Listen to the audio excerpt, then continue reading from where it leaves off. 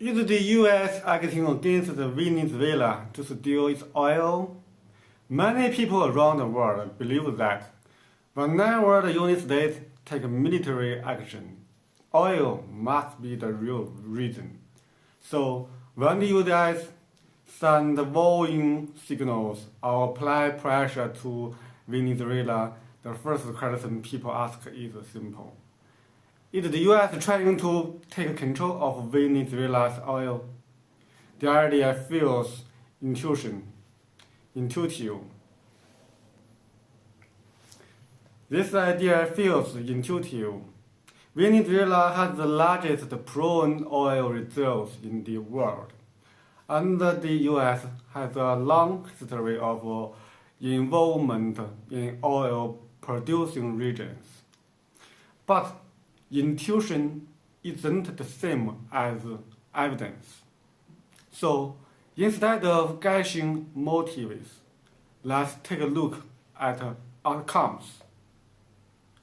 First, here's the most important point. If the U.S. were truly waging wars to steal oil, American energy company should clearly profit from it. Their financial report should show massive long-term gains. But in reality, that rarely happens. Take Iraq as an example. Yes, Western oil company entered Iraq after 2003, but they didn't own the oil. Most contracts were technical service agreements with fixed fees, not profit-sharing deals. And ironically, China, not the U.S., became the largest buyer of Iraq oil. In Afghanistan, the oil narrative collapsed completely.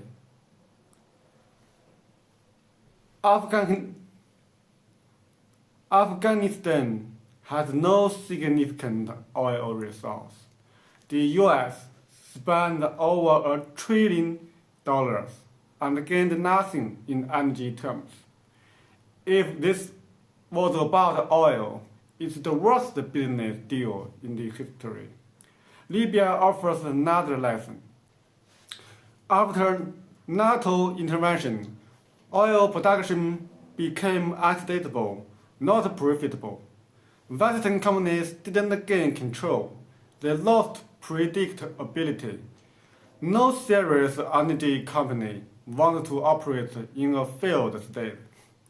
So, if oil isn't the price, what's the real objective? The answer is the energy order, not the energy ownership. For the United States, oil isn't just a commodity.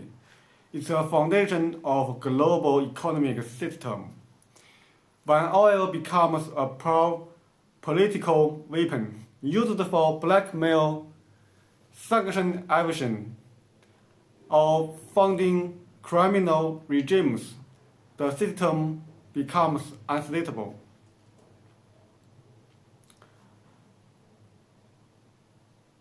That unstable affects inflation markets and domestic politics for beyond the oil field. From this perspective, Venezuela isn't the target because he has oil.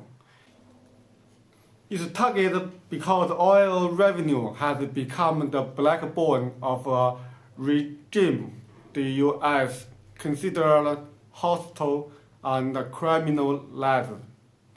The goal isn't to own the oil, but to change how it's used or who controls its political impact. This doesn't mean the consequences are clear and moral. In almost every case, ordinary people pay the highest price. Wars disrupt society far more than they stabilize them.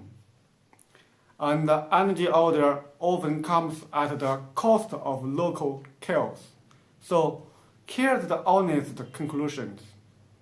The U.S. isn't fighting to steal oil, but it's willing to use force to protect a global system where oil stays inside the market, not politics. That strategy may be rational, but it's also deeply controversial and deeply costly for others. If you want to understand modern geopolitics, don't just ask who gets the oil, ask who controls the rules. Thank you for your watching. I'm Malone.